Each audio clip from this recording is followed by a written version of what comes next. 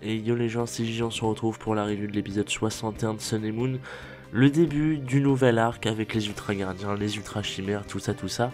Et un très bon épisode pour commencer, qui aurait pu être mieux, mais qui est quand même un très bon épisode pour commencer. C'est un épisode du coup,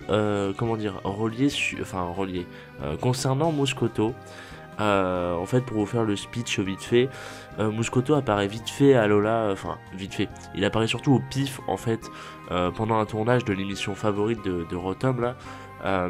Il apparaît au pif en fait à ce moment-là à Lola du coup, et il se casse direct, c'est-à-dire qu'il voit du monde et tout, il prend peur, il se barre. Donc déjà c'est sympa niveau personnalité. Enfin, il y a une construction de la personnalité de Moscoto qui est vachement intéressante je trouve. Et du coup, plus tard, les Ultra Gardiens sont appelés pour se charger de lui, évidemment, c'est leur première mission. Et du coup, on leur explique vite fait la situation et tout. On leur dit à peu près sa location approximative, hein, c'est-à-dire dans quelle région à peu près il est, sur quelle île. Et on leur donne du coup des items de soins ainsi que des balls.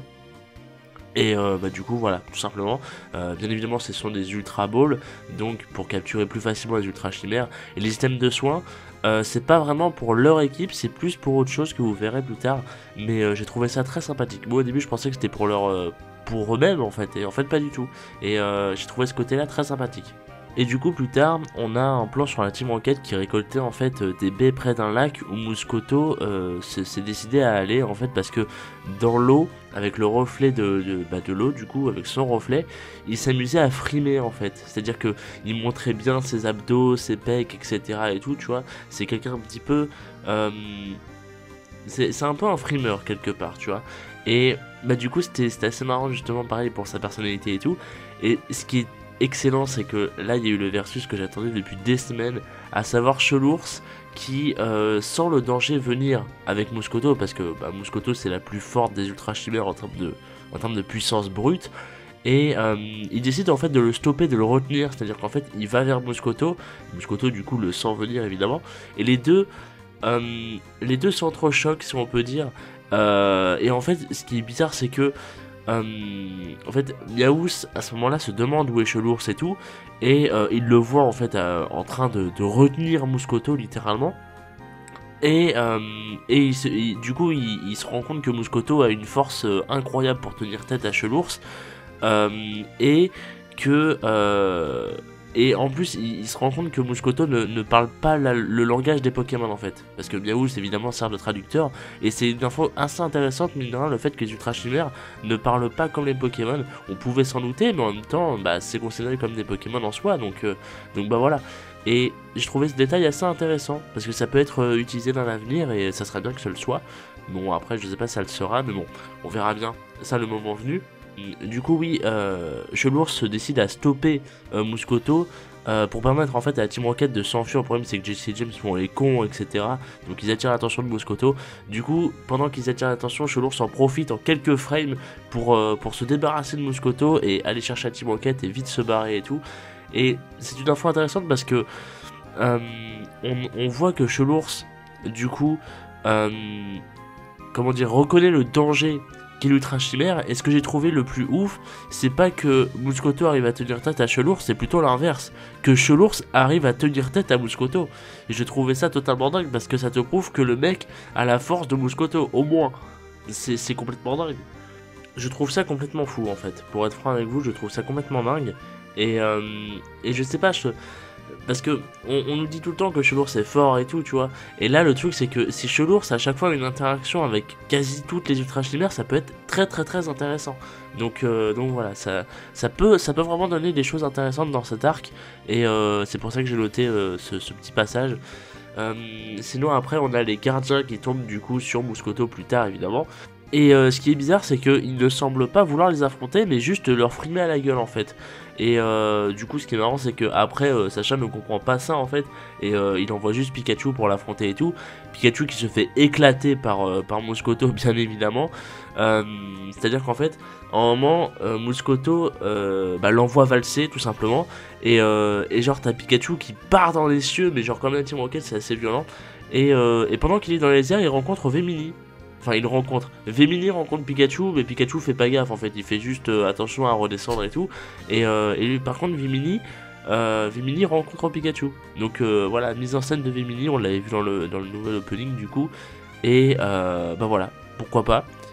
Vimini qui du coup se sent attiré un peu par Pikachu et par la lumière du coup qu'il dégage. Et du coup ça fera peut-être parallèle avec l'arc de Necrozma plus tard, j'espère, et je pense que ça le sera. On verra bien. Et du coup plus tard, ce qui se passe c'est que Kaki se joint du coup au combat. Et pour une raison obscure, il décide de l'imiter. En fait, il se dit, tiens, et si je faisais comme lui et tout, parce qu'il fripe, et si j'allais le trigger en frimant moi aussi, tu vois. Et c'est ce que doit se dire Kaki. Et du coup, ce qui se passe, c'est qu'il y a un véritable combat d'infirmes qui se déroule. C'est-à-dire que Kaki, Sacha et Pikachu font tout le temps imiter Mouscoto maintenant. Voilà, donc c'est très con. Et bien évidemment, devant le regard des autres qui les jugent, hein, évidemment. Et en fait, pendant qu'il s'occupe du coup de frimer, eh bien, il se fait capturer le petit Mouscoto.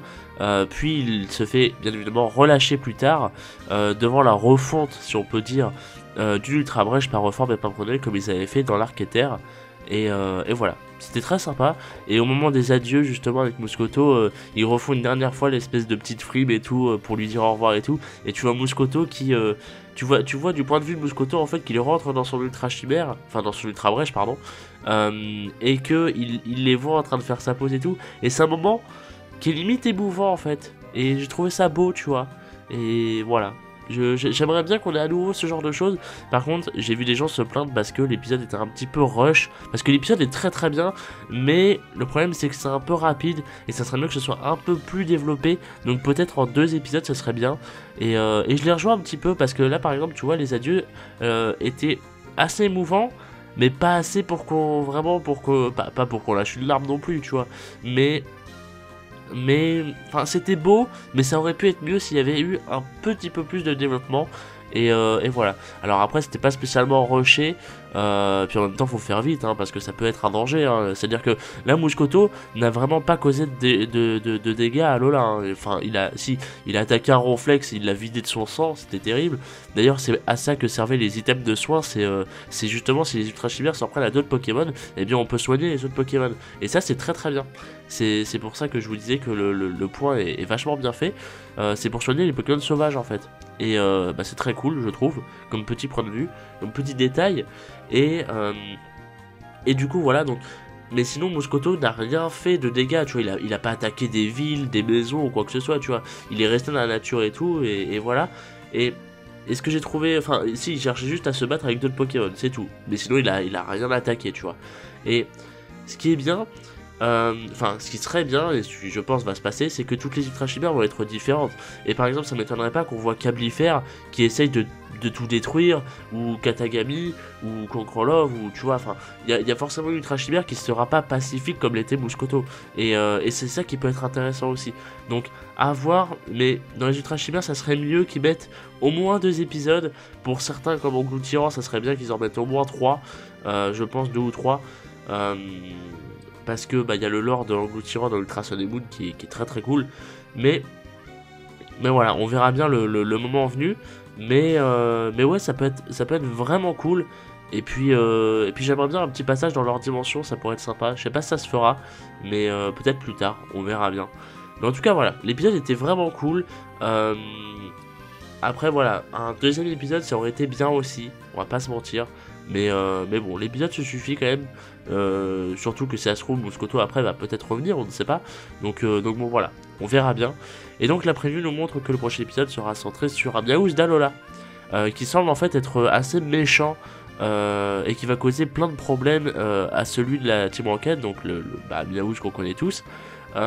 Et qui en fait, le Miaouz de la Team Rocket ne va pas savoir quoi faire parce que le Miaouz d'Alola, lui, va essayer d'amadouer les humains en fait, pour bien évidemment qu'ils ne se doutent pas de la supercherie et tout. Donc voilà, donc ça va être un épisode centré sur Miaouz. Ça dépend parce que, comment dire, ça dépend de pas mal de choses parce que en général les épisodes sur Miaouz sont intéressants et en même temps ils peuvent être chiants. Et lui je le sens pas trop, tu vois. Mais on peut avoir une belle surprise. Donc on verra tout ça la semaine prochaine. En attendant, merci à vous. Rendez-vous demain pour la review de Vrains. Et puis bah la semaine prochaine, comme d'habitude, pour les reviews. Voilà. Merci à vous et des bisous.